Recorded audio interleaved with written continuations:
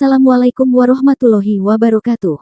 Al-Quran bukan hanya sebagai panduan syariat, tetapi juga berisi kisah-kisah yang mengisahkan peristiwa-peristiwa umat terdahulu, seperti Bani Israel. Salah satu cerita menarik yang dicatat dalam surah Al-Baqarah adalah kisah mereka yang terlibat dalam kasus pembunuhan yang terungkap setelah Nabi Musa memukulkan sapi ke mayat korban. Ceritanya dimulai dengan seorang hartawan dari Bani Israel yang meninggal tanpa meninggalkan keturunan. Hal ini memicu perdebatan di antara kerabatnya yang ingin mewarisi harta kekayaannya. Saat mayat hartawan tersebut ditemukan di depan sebuah rumah penduduk desa, spekulasi tentang siapa yang bertanggung jawab atas kematiannya mulai muncul. Tapi, ada orang saleh dalam komunitas tersebut menyadarkan mereka akan pentingnya menemui Nabi Musa untuk mendapatkan petunjuk dari Allah. Orang saleh tersebut berkata, "Mengapa kalian berkelahi? Bukankah di antara kita ada Musa, Sang Rasul Allah? Mari kita tanyakan perihal ini kepada beliau." Mereka pun segera berbondong-bondong menemui Nabi Musa. Nabi Musa kemudian memohon wahyu dari Allah agar menunjukkan rahasia di balik kematian sang hartawan tersebut. Kemudian Allah memerintahkan Nabi Musa agar menyuruh umatnya menyembelih seekor sapi. Orang-orang desa tersebut pun merasa diejek oleh Nabi Musa karena mereka dulu pernah menyembah sapi. "Wahai Musa, apakah kau ingin menjadikan kami bahan ejekan?"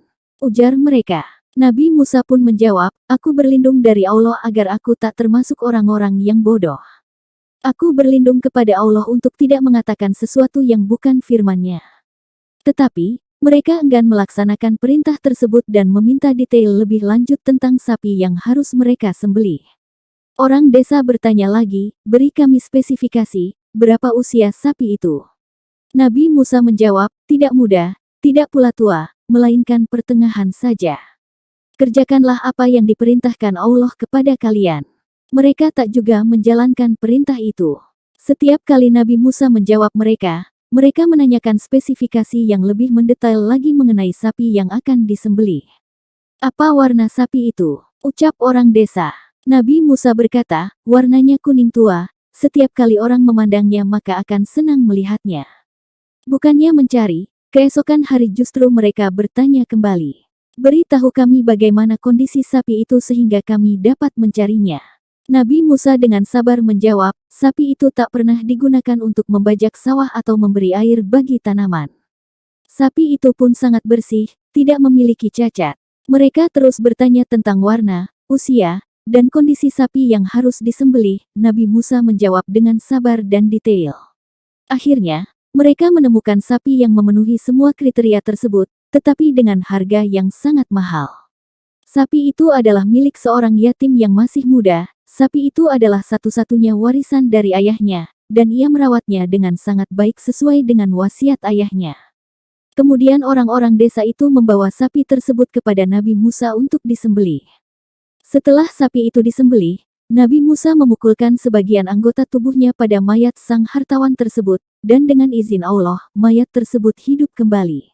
Kemudian Nabi Musa berkata, "Siapa yang telah membunuhmu?" Mayat itu menjawab sambil menunjuk orang yang membunuhnya, dan ternyata adalah kerabat dekat sang hartawan tersebut. Namun, meski faktanya telah diketahui, si kerabat tetap saja menyangkal bahwa dia adalah pembunuh sang hartawan. "Demi Allah, bukan aku yang membunuhnya," ujarnya tanpa takut menyebut asma Allah sebagai penjamin kesaksiannya. Nauzubillahi min zalik. Kisah sapi betina ini mengajarkan kita pentingnya taat pada perintah Allah tanpa ragu. Selain itu, cerita ini juga menggambarkan bagaimana manusia seringkali mempersulit diri sendiri dengan terlalu banyak bertanya dan meragukan petunjuk yang jelas. Kisah ini dapat dibaca dalam surah Al-Baqarah ayat ke-67 hingga 73.